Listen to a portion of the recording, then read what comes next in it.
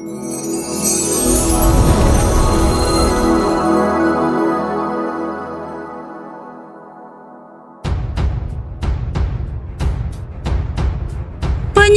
kasus pembunuhan ibu dan anak di Subang terus bergulir. Polisi kembali memeriksa Yosep Hidayat sebagai saksi kasus pembunuhan Subang. Namun sebelum lanjut di pembahasan, mohon subscribe channel ini dulu agar channel ini makin berkembang. Bila sudah, mari simak videonya. Pemeriksaan Yosep dilakukan pada Selasa 9 November 2021 sekitar pukul 13.00 waktu Indonesia Barat. Lalu sekitar pukul 17.00 waktu Indonesia Barat, Yosep terlihat keluar dari ruangan penyidik yang didampingi penasehat hukumnya. Pemanggilan Yosep sebagai saksi itu merupakan yang ke-15 kalinya. Sebenarnya pemeriksaan saksi itu dijadwalkan pada Senin 8 November 2021. Namun penyidik menjadwalkan ulang pada Selasa 9 November 2021 untuk hadir sebagai saksi kasus pembunuhan di Subang. Ia sudah beres sekitar jam 5 sore, jadi hanya sekitar 4 jam Pak Yosep diperiksa, ujar kuasa hukum Yosep, Rohman Hidayat, saat dihubungi Selasa 9 November 2021 petang.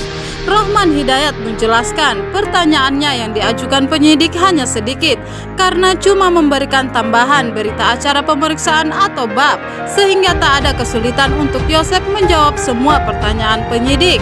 Dari 5 pertanyaan itu, menurut Rohman Hidayat, salah satunya mengenai watak anaknya Yoris Amanullah yang temperamental. Yosep pun menjelaskan pernah dikejar-kejar pakai golok oleh Yoris gara-gara Yosep membonceng Mimin istri mudanya, namun tidak terjadi hal-hal yang diinginkan. Lalu Yosep pun menyebutkan bahwa Yoris sempat diruqyah di rumahnya di Kasomalang karena watak temperamennya tersebut.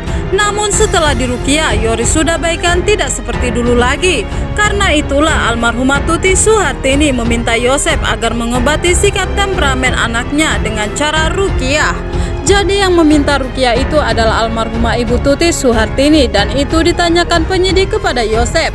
Jadi soal tersebut juga ditanyakan penyidik, ucap Rohman Hidayat. Selain pertanyaan soal Yoris, menurut Rohman Hidayat, kliennya Yosep ditanyakan soal puntung rokok di dalam rumah tempat kejadian perkara atau TKP. Menjawab pertanyaan tersebut, Yosep menjelaskan bahwa dirinya sudah tidak merokok di rumah TKP selama 4 bulan terakhir. Pak Yosep mengaku sudah 4 bulan tidak merokok di rumah tersebut, jadi tidak mengetahui soal puntung rokok tersebut, kata Rohman. Selain soal puntung rokok, Yosep juga ditanya soal asbak. Persisnya soal jumlah asbak di rumahnya. Itu hanya ada 2, yakni asbak bahan dasar kaca dan satu lagi asbak bahan dasar tanah liat. Jadi itu saja yang terungkap. Tadi pada pemeriksaan tersebut, yang lainnya cuma melengkapi bab aja katanya. Ketika ditanya apakah ada perubahan bab, Rohman menjelaskan tidak ada perubahan bab yang diberikan ke penyidik oleh Yosep. Bab yang disampaikan sebelumnya tidak ada perubahan, tetap pada keterangan yang disampaikan kepada penyidik sebelumnya. Nah, bagaimana tanggapan kalian?